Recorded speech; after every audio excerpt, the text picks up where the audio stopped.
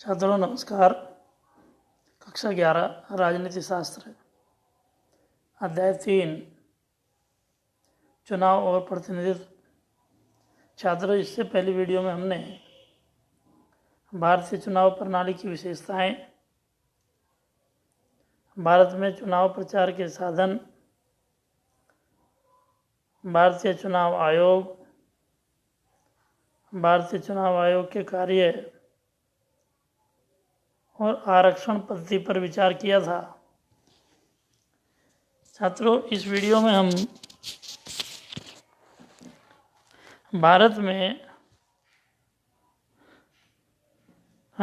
इस वीडियो में हम चुनाव के प्रकार के बारे में चर्चा करेंगे।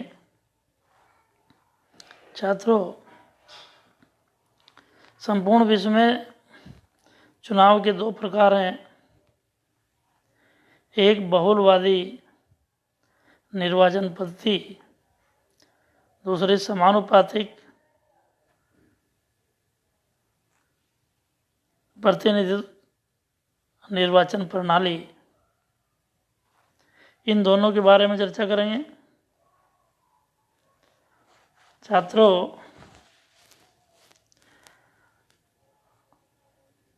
भारत में बहुलवादी निर्वाचन पद्धति प्रयोग में लाई जाती है। यह पद्धति भारत और ब्रिटेन दोनों में प्रचलित है, क्योंकि हमने ब्रिटेन से ही लिया है। छात्रों, इस पद्धति में जो भी उम्मीदवार सबसे अधिक मत प्राप्त करता है, वही उम्मीदवार विजयी होता है। अर्थात फर्स्ट पास्ट द पोस्ट प्रणाली, इसे इंग्लिश में कहा जाता है। इसमें जिस निर्वाचन क्षेत्र से जिस प्रत्याशी को सबसे अधिक मत प्राप्त होते हैं, वही जीतता है। और यह पद्धति भारत और ब्रिटेन में प्रचलित है। परंतु दूसरी पद्धति समानुपातिक प्रतिनिधित्व निर्वाचन प्रणाली, यह पद्धति भारत में प्रचलित नहीं है। इस पद्धति का इजराइल, नीदरलैंड, अर्जेंटीना और पुर्तगाल में अधिक प्रचलन है। छात्रों, भारत में पार्टी और उम्मीदवार दोनों को देख करके वोट दिए जाते हैं, परंतु समानुपातिक प्रतिनिधित्व निर्वाचन प्रणाली में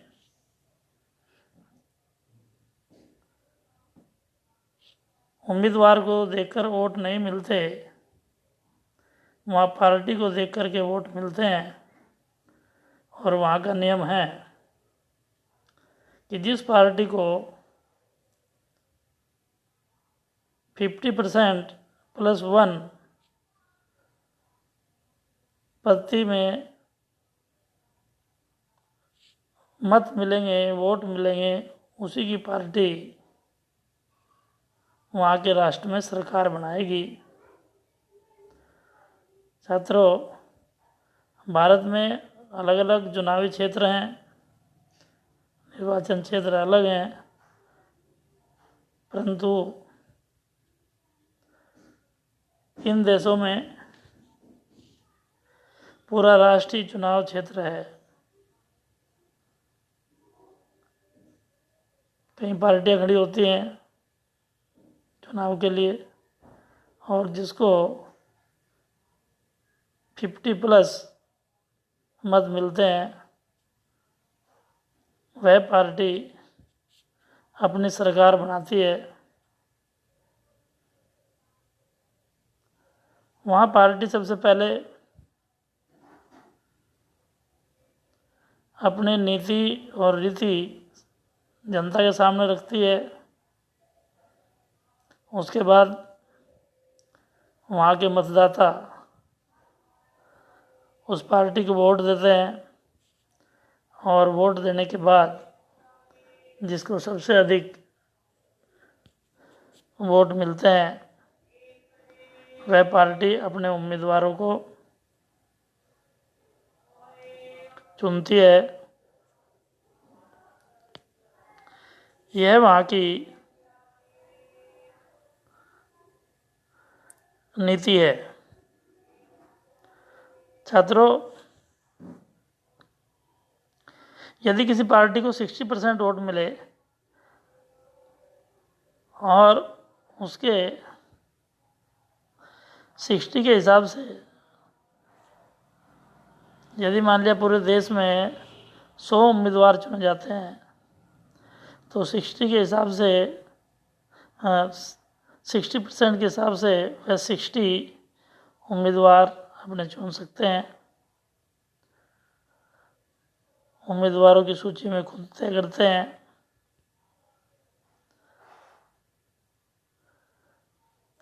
इजराइल और अर्जेंटीना में ठीक इसी प्रकार से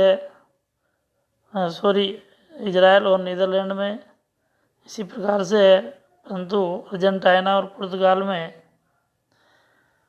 स्थिति थोड़ी भिन्न है। वे लोग क्षेत्र के अनुसार पहले अपनी सूची, एक प्राथमिक सूची जनता के समक्ष रखते हैं। निर्वाचन का आधार उनका भी यही है कि वे 50+ होने चाहिए और जिस पार्टी को जितने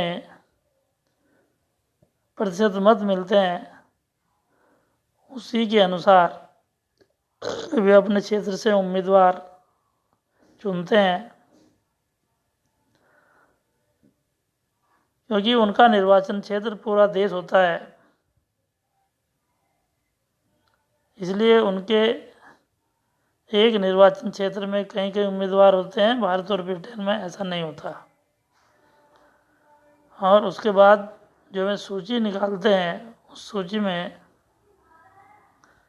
जितने लोग चुन करके उसमें आते हैं प्रतिशत के अनुसार, उतने ही लोगों को उनकी प्राथमिकता के अनुसार सरकार चुन लेती है।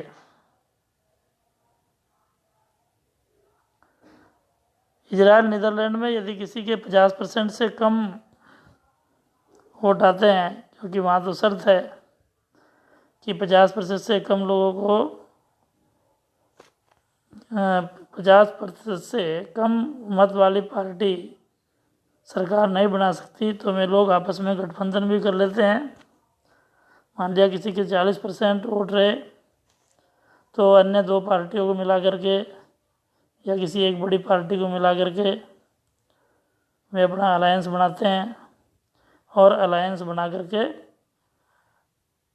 जितने प्रतिशत उनका बनता है उस टोटल प्रतिशत को उस अलायंस के और प्रमुख पार्टी के बीच में उम्मीदवार बांट लिए जाते हैं।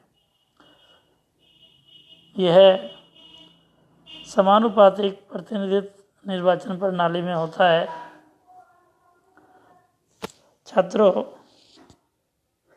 इससे आगे आप अपनी स्क्रीन पर इस पाठ से संबंधित कुछ क्वेश्चन देख रहे हैं।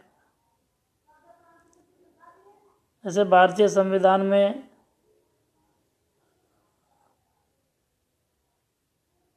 किस अध्याय में चुनाव प्रणाली का वर्णन किया गया है, भारत में कितने वर्ष के नागरिक को मताधिकार प्राप्त है, आदि आदि अति लघु उत्तरीय कुछ क्वेश्चंस हैं।